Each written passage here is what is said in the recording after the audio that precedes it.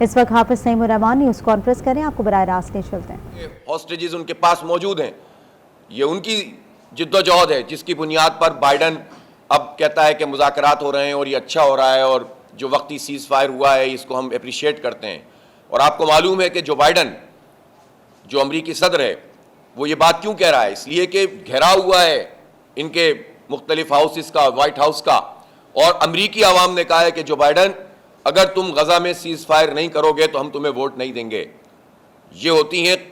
ہوتی ہے کہ زندگی، اور یہ ہوتی ہے اگر کوئی جمہوریت کا کوئی تصور موجود ہے۔ وہ جمہوریت نہیں ہے جس پر خوف زدہ کر کے امریکی ریاست اپنے عوام کو خوف زدہ کر کے یہ کہتی تھی کہ تمہاری بقا اس میں ہے کہ ہم عراق پہ حملہ کر دیں، تمہاری بقا اس میں ہے کہ ہم افغانستان پہ حملہ کر دیں،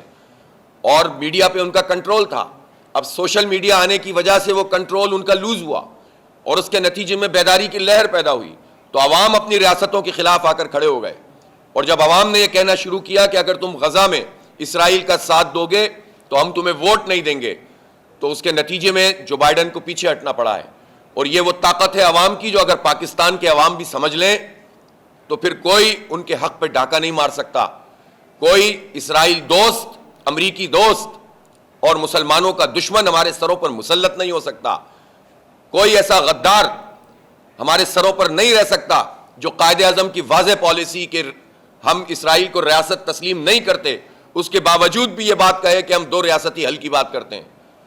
کوئی قائد اعظم کا غدار اور پاکستان کے اصولی موقف سے انحراف کرنے والا ہمارے سروں پہ نہیں بیٹھ سکتا۔ اس لیے عوام کو اپنی ذمہ داری ادا کرنی ہوگی، اور عوام کو بھی ایسے سارے لوگوں کا جو امت کو مارنے والوں کے ساتھ ہیں، جو فلسطینیوں کا قتل عام کرنے والوں کے ساتھ ہیں، یا خاموش تماشائی بنتے ہیں، اور یہ سوال اٹھانے کی ضرورت ہے۔ پوچھیں نواز شریف سے کہ آپ تو تیاری کر کے آئے ہیں پوری بادشاہ سلامت بن کے، وہ تو جو ہوگا آپ کے ساتھ ہوگا، لیکن آپ اس وقت تو اپنے آپ کو بادشاہ سلامت سمجھ رہے ہیں۔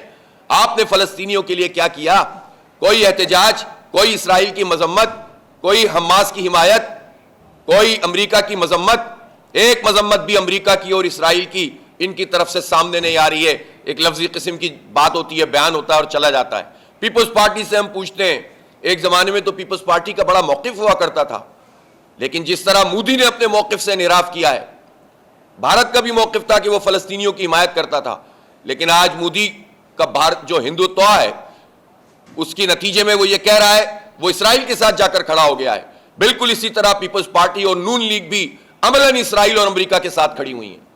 ظاہر ہے اس موقع کے اوپر بھی اگر یہ اپنی سیاسی قوت کو امریکہ اور اسرائیل کے خلاف اور فلسطینیوں کے حق میں موبلائز نہیں کر سکتے، اس کا مطلب یہ ہے کہ یہ ان کے ساتھ ملے ہوئے ہیں۔ تو پاکستان کے عوام کو بھی دیکھنا ہوگا کہ ان لوگوں کو اپنے اوپر مسلط کریں گے دوبارہ، صرف اس بنیاد پہ کہ یہ آ رہے ہیں لہٰذا ان کا ساتھ دے دیا جائے۔ اس طرح سے ہم مفاد پرست بن کے مزید بیڑا غرق کریں گے اپنا، اس طرح سے ہم پاکستان کو تباہ کریں گے ان لوگوں کے ہاتھوں میں